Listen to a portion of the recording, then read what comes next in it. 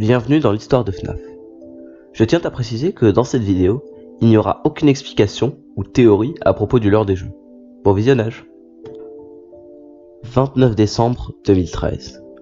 Chipper & Sons Lumber Co. sort. Le jeu est très controversé. Les critiques trouvent que les personnages du jeu sont plutôt effrayants, alors que c'est censé être un jeu pour enfants. Le jeu en lui-même n'a pas grand chose à voir avec FNAF, mais c'est lui qui va donner l'idée à Scott de créer un jeu d'horreur.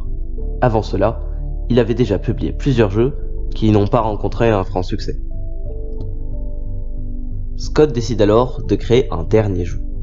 Il doit choisir entre The Desolate Hope 2, un remake de Legacy of Flan, son premier jeu, ou une nouvelle idée à propos d'animatronique et de caméra. Bon, on sait ce qu'il a choisi, hein. On ne sait pas grand chose par contre sur la création du premier FNAF. Mais dans les journaux de FNAF 3, on peut retrouver certaines anecdotes.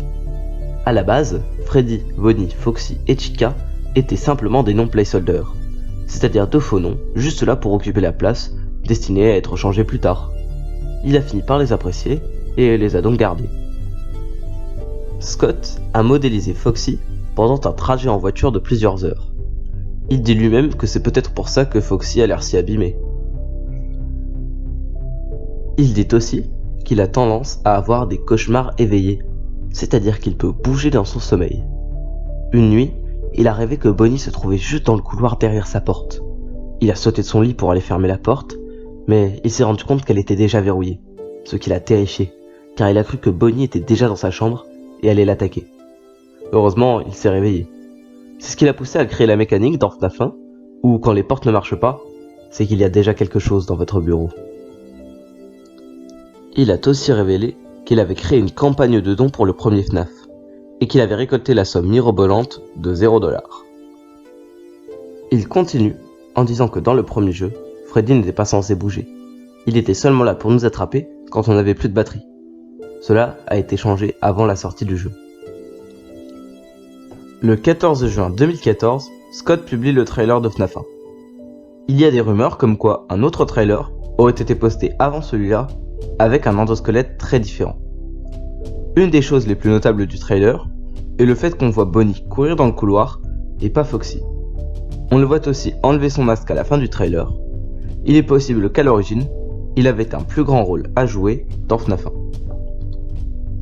La première démo a été postée sur un site de jeu indépendant le 23 juillet 2014. À ce moment, presque personne n'y jouait. Il n'y avait qu'une personne qui semblait avoir reçu le jeu complet. Une personne qui avait fait une vidéo sur le jeu, avant sa sortie en version complète, et cette personne était Ben the Scoopist. En effet, il avait fait un let's play de The Desolate Hope sur sa chaîne, et c'est sûrement pour le remercier que Scott lui a envoyé le jeu avant tout le monde. Étrangement, la vidéo de Ben ne compte que 50 000 vues, malgré le fait qu'elle soit la première vidéo let's play de FNAF jamais postée. Le jeu entier est sorti le 8 août 2014 sur un site appelé Desura. Le jeu a commencé à être connu grâce à un youtubeur qui a décidé de faire une vidéo sur lui, Yamimash. 2 jours après la sortie du jeu, Yamimash a posté son let's play de FNAF. Sa vidéo a attiré l'attention d'une autre personne, Markiplier, dont la chaîne ne comptait à l'époque que 2,7 millions d'abonnés. Le 12 août, sa vidéo sur le jeu sort. C'est un succès instantané et elle gagne 7 millions de vues en un seul mois. C'est aussi en août que le premier teaser pour FNAF est sorti sur scottgame.com. Une image du jeu avec un hyperlien qui menait vers une pétition pour que le jeu soit sur Steam. Visiblement, elle a fait effet, puisque le jeu a été ajouté sur Steam 8 jours après être sorti. Il explosait littéralement, et chaque youtubeur ou presque faisait une vidéo dessus. C'est à ce moment-là que les musiques basées sur le jeu ont commencé à apparaître. Une chaîne nommée The Living Tombstone a publié une chanson FNAF le même mois que la sortie du jeu, qui a accumulé aujourd'hui presque 300 millions de vues. D'autres artistes ont commencé à créer des musiques FNAF au fil du temps. Le Reddit officiel, qui est devenu le repère des théoriciens et des artistes de la communauté, a été créé le 14 août 2014. Pour résumer, un petit jeu indépendant créé par une seule personne qui était prête à abandonner la création de jeux vidéo est devenu une légende d'internet en un seul mois.